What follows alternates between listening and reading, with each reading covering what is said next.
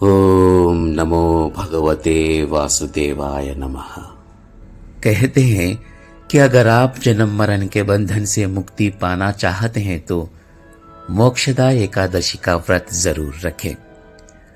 अगर आप व्रत कर रहे हैं तो इस बात का ध्यान रखें कि भगवान विष्णु का पूजन करने के बाद व्रत कथा अवश्य पढ़ें या सुने, क्योंकि व्रत कथा के बिना व्रत अधूरा माना जाता है। तो आइए सुनते हैं मोक्षदा एकादशी व्रत कथा। मोक्षदा एकादशी का व्रत मार्गशीर्ष शुक्ल पक्ष की एकादशी को मनाया जाता है। इसे मोक्ष प्राप्ति का दिन माना जाता है। पौराणिक कथाओं के अनुसार इस दिन का व्रत रखने और भगवान विष्णु की आराधना करने से व्यक्ति के पाप समाप्त हो जाते हैं और उसे मोक्ष की प्राप्ति होती है। चलिए कथा का प्रारंभ करते हैं। बहुत समय पहले गोकुल नाम का एक पवित्र नगर था। इस नगर के राजा वैखानस धर्मनिष्ठ, प्रजापालक और न्यायप्रिय शासक थे। एक दिन राजा को रात्रि में एक स्वप्न आया।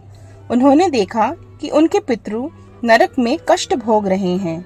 उन्हें आग की ज्वालाओं में जकड़ा हुआ था और वे अत्यंत दुखी होकर रो रहे थे। उन्होंने राजा से सहायता की प्रार्थना की। राजा स्वप्न से जागे और अत्यंत विचलित हो गए। उन्होंने सोचा, क्या मेरे पितरों को इस पीड़ा से मुक्त करने का कोई उपाय है?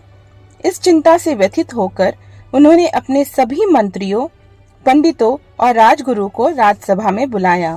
राजा ने अपने स्वप्न के बारे में बताया और कहा, मुझे यह देखकर अत्यंत दुख हुआ कि मेरे पितरु नरक में कष्ट भोग रहे हैं। मुझे उनके उद्धार का कोई उपाय बताइए। सभी मंत्री और पंडित एक दूसरे की ओर देखने लगे, लेकिन कोई भी इस समस्या का समाधान नहीं बता सका। अंततः राजगुरु ने कहा, महाराज, इस समस्या का उत्तर केवल एक महान तपस्वी और ज्ञानी ऋषि ही दे सकते हैं। हमें पर्वत मुनि के पास जाना चाहिए। वे ही आपके पितरों की मुक्ति का उपाय बता सकते हैं। राजा तुरंत पर्वत मुनि के आश्रम गए। उन्होंने मुनि को प्रणाम किया और अपने स्वप्न तथा पितरों की दुर्दशा का वर्णन किया। पर्वत मुनि ने ध्यान मग्न होकर कुछ समय तक चिंतन किया। इसके बाद उन्होंने कहा, हे राजन, आपके पितरों को नरक में इसलिए कष्ट हो रहा है क्योंकि उन्होंने अपने जीवन में कुछ पाप किए थे जिनका प्रायश्चित नहीं हो सका, लेकिन आप उनकी मुक्ति का उपाय कर सकते हैं। राजा ने पूछा, हे मुनिवर, कृपया मुझे बताइए कि मैं क्या कर सकता हूँ। मुनि बोले, आप मोक्षदा एकादशी का व्रत करें। इस दिन भगवान श्री विष्णु की आराधना करें और व्रत का पुण्य अपने पितरों को अर्पित करें। इससे आपके पितरु नरक से मुक्त होकर स्वर्ग लोक में स्थान पाएंगे। राजा ने पर्वत मुनि के आदेश का पालन किया। उन्होंने मोक्षदा एकादशी का व्रत रखा और विधि पूर्वक भगवान विष्णु की पूजा की। पूरे नगर में व्रत और कथा का आयोजन किया गया। व्रत का पुण्य अपने पितरों को अर्पित करने के लिए राजा ने विधि विधान से प्रार्थना की। उनकी भक्ति और व्रत के प्रभाव से उनके पितरु नरक से मुक्त हो गए और स्वर्ग लोक में पहुंच गए। स्वप्न में राजा ने अपने पितरों को दिव्य रूप में देखा, जो प्रसन्न होकर उन्हें आशीर्वाद दे रहे थे। आइए मोक्षदा एकादशी का महत्व जानते हैं। मोक्षदा एकादशी केवल पितरों की मुक्ति के लिए ही नहीं, बल्कि स्वयं के मोक्ष के लिए भी अत्यंत महत्वपूर्ण है।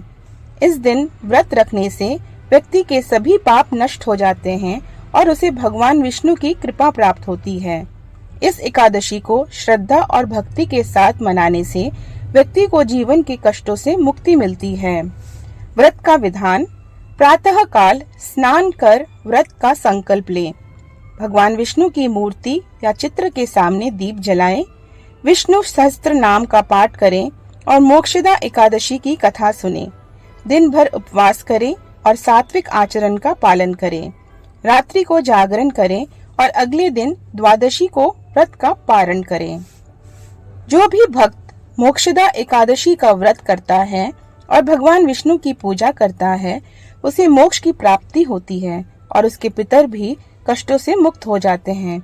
यह व्रत जीवन को शांति, सुख और आध्यात्मिक उन्नति प्रदान करता है। जय श्री विष्णु। आशा करता हूँ ये कथा आप सभी को अच्छी लगी होगी। फिर मिलेंगे एक नए वीडियो के साथ। धन्यवाद।